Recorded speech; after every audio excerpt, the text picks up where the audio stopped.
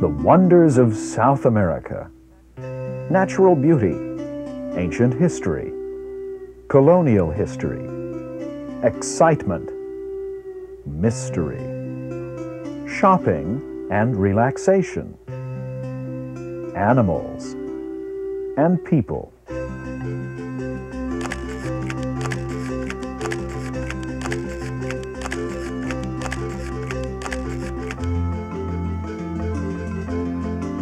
South America is many different countries and many varied and unusual cultures.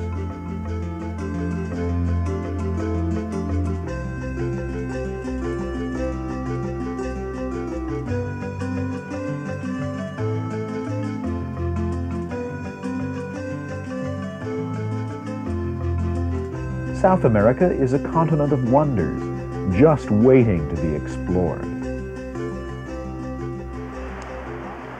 And the first stop on our exploration is just across the Caribbean, Venezuela, often called South America's Caribbean country. That's easy to understand when you see the beaches of Margarita Island, the pearl of Venezuela's coastal islands. And it was pearls that drew the Spanish here in 1500 to establish the first settlement in South America. Margarita was a prized Spanish possession and well defended from pirates. But there's more to Venezuela than just beaches. The vast interior of the country is full of spectacular natural beauty. The African-like savannas of the Canaima National Park contrast with vertical mesas that tower over the jungles and rivers below. But the real glory here in the world's third largest national park is Angel Falls, the tallest waterfall in the world, over 3,000 feet, 20 times as high as Niagara Falls. Natural beauty of a different kind can be seen in the West, where the world's longest cable car ride is an unforgettable entree to the Andes. In Caracas, modern hotels with deluxe accommodations are among the high-rise buildings that give Venezuela's capital city one of South America's most impressive skylines. The beauty of modern architecture blends smoothly with that from the colonial past, like this house that was the birthplace of the South American hero Simón Bolívar. To the west, there's another Caribbean country that provides a gateway to South America, Panama. The Bridge of the Americas crosses the Panama Canal, the famous waterway that divides two continents. Even today, the canal remains impressive and exciting. In Panama City, we can see the country's heritage in its architecture, from today's modern city to the city of the first Spanish conquistadors. Old Panama, a collection point for Spanish treasure shipments, was destroyed in 1671 by the pirate Henry Morgan. But the gold continued to flow from Portobello on the Caribbean, and the old city of Panama was replaced by colonial Panama. Panama's cultural heritage has many sides. Here on the Caribbean islands of San Blas, you can see the colorful Cuna Indians and their famous molas. Living a lifestyle that has hardly changed in 300 years, the Cunas are autonomous and self-sufficient in their natural paradise. Panama offers many other attractions, like local crafts, duty-free shopping, and casino gambling. Heading south, the tantalizing rhythms of the Caribbean coast give way to the cool pulse of the highlands. Bogotá, the capital of Colombia, is located on a mountain plateau, 8,000 feet above sea level, where local residents boast of year-round air conditioning. A quick ride up the tram, or funicular, to Monserrate reveals a sprawling city, both modern and old. Clean, comfortable hotel accommodations provide up-to-date services for travelers who've come to view the beautiful architecture of Colombia's Spanish colonial past, a past which can be seen on the streets, in the plazas, and in the many beautiful churches with their golden altars. It was gold the Spanish explorers were looking for, gold like this. The world's finest collection of pre-Columbian golden artifacts can be seen in the city's Gold Museum. A drive through the countryside can be both colorful and relaxing. Stop along the way to enjoy typical Colombian food, and of course, a cup of the country's world-famous coffee. A shopping trip will turn up other things that Colombia is famous for, like emeralds. These beautiful green stones are bargains here, as are the fine leather products. Colombia, a colorful mix of the Andean highlands and the Caribbean lowlands.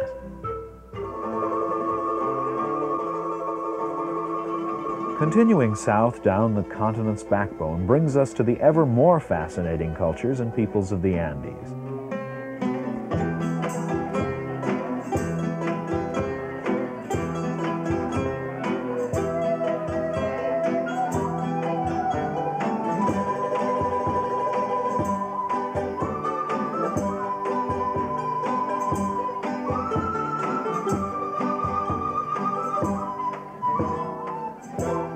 In Ecuador, where the condor still flies, through some of the highest snow-capped peaks in the world, and over lush volcanic valleys, and even over Quito, Ecuador's capital in the Andes. Pride in their ancient heritage can be seen on the faces of the people and in the handicrafts offered for sale at the Otavalo market. Here the wool is still carded and spun by hand and woven on an ancient backstrap loom. Spanish influence can be seen in the work of the wood carvers of San Antonio de Ibarra, while more modern craft is seen in the famous bread dough dolls of Calderon. Nearby, one can stand with a foot in each hemisphere beside the Equatorial Monument, then visit ancient ruins of a fortress that predates the Incas.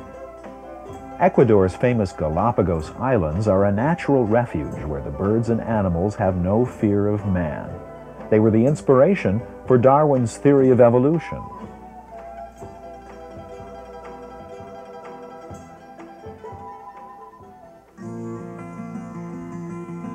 Wildlife also abounds on the mainland, in the upper Amazon jungles of Ecuador and Peru. Whether cruising aboard a floating hotel in Ecuador or enjoying the rustic comforts of a Peruvian jungle lodge, the adventurous can discover a world little changed from centuries past. And while meals at the jungle lodge are good, true gourmet dining awaits us in Lima, Peru's capital city, with its many beautiful colonial buildings and homes. But another capital city, not far away, calls us back to an even older past. To Cusco, capital of the ancient Inca Empire, and today the oldest continuously inhabited city in the Americas, a Spanish colonial city built atop Inca foundations. Foundations that run deep into the past and inspire awe and wonder at the engineering accomplishments of this ancient culture.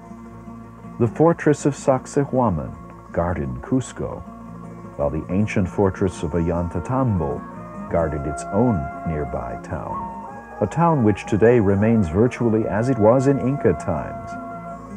And just a short trip down the Urubamba River Valley brings us to Machu Picchu, perched between two Andean peaks, high, remote, not a fortress at all, but a religious center, a spiritual place where the spirit of the ancient Inca still lingers. Much of the Inca heritage can still be seen in the Pisac market and in the life of the people.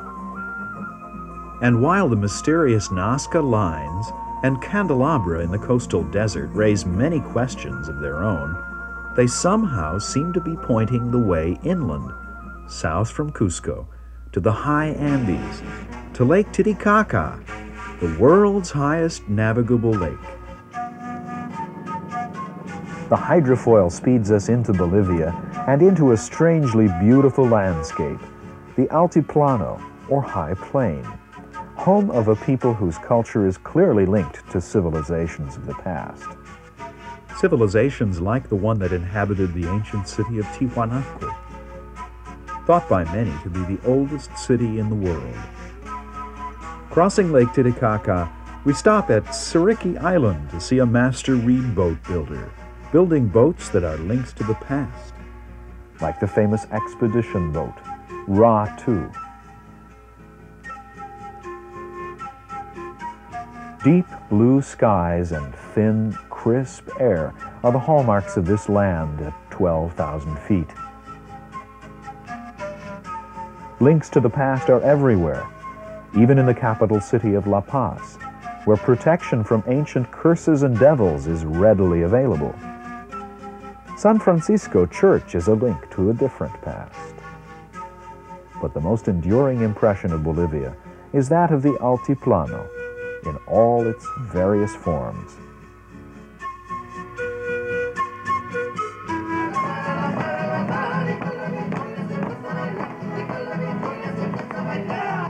Continuing south, we enter a land whose many cultures come from as far away as the European Alps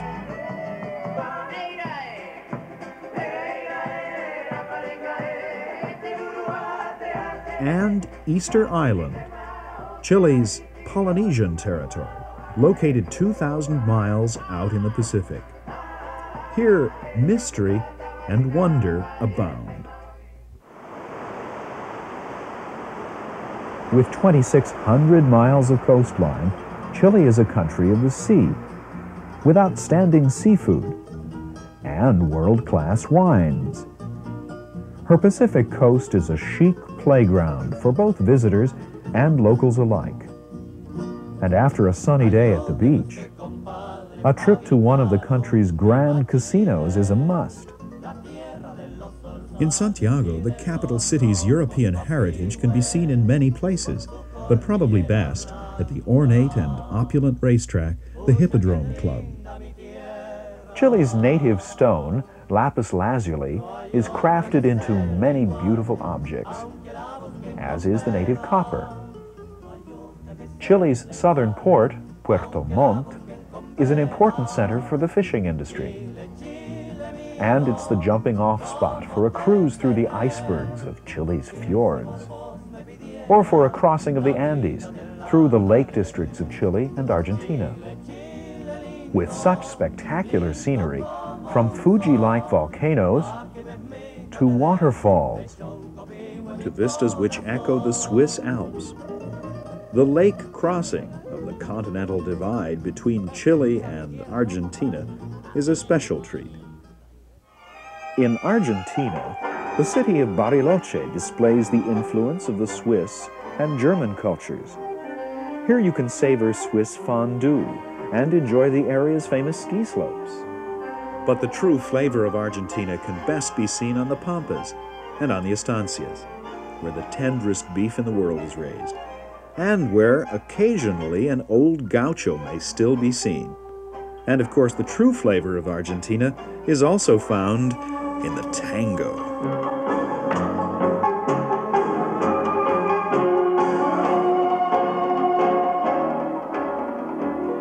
The tango was born here on Caminito Street, in the city of Buenos Aires, where the tango's hot passions contrast against the elegance of European architecture, wide boulevards, and Parisian-style cafes.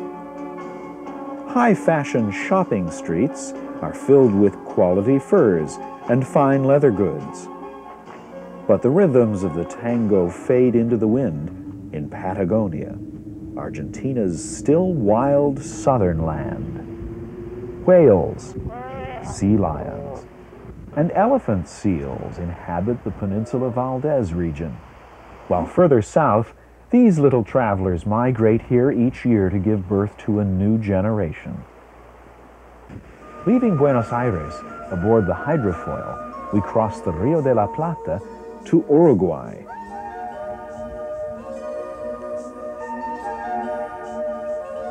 Although it is South America's second smallest country, Uruguay is very big in the minds of jet-setters looking for world-class beach resorts. Often called the Riviera of South America, Uruguay's 200-mile coastline contains many famous beaches. The most famous is Punta del Este. Visitors from all over the globe come here just to relax on the beaches or at charming little hideaway hotels. For activity, they visit the intriguing Casa Pueblo, home of renowned artist Carlos Paez Villaró, or they visit the gaming tables of one of the country's elegant casinos. But the beaches are the top attraction here, even in the capital city, Montevideo. Here, a vigorous commercial city blends smoothly with the relaxed lifestyle of the people. A modern and progressive democracy, Uruguay has its roots in the countryside and the gaucho tradition, as well as in its colonial past, both Spanish and Portuguese. The 17th century settlement of Colonia retains much of the charm and beauty of its early days. The many antique cars still in daily use add their own allure to the relaxed ambiance and elegant charm of this coastal resort country. To the north is a very different country, but one that shares that same gaucho tradition. Paraguay is landlocked and depends upon a river system for access to the sea. While luxurious hotels and clubs line the banks of the Paraguay River today, Paraguay's roots are rural and agricultural, and this has been symbolized by the lady on the donkey. She can still be seen in the small towns. Another important symbol of Paraguay is its famous nanduti, or spider web lace, exceptional and beautiful. Catching a ride aboard the oldest operating steam train in South America, with a wood-burning engine dating from the last century, we arrive in Asunción, once the colonial capital of southern South America. Today, it is a busy commercial center. Musical instruments are an important part of Paraguay's culture, today as in the past. The Jesuit missionaries of the 17th century taught the Guarani Indians to play musical instruments, including the harp.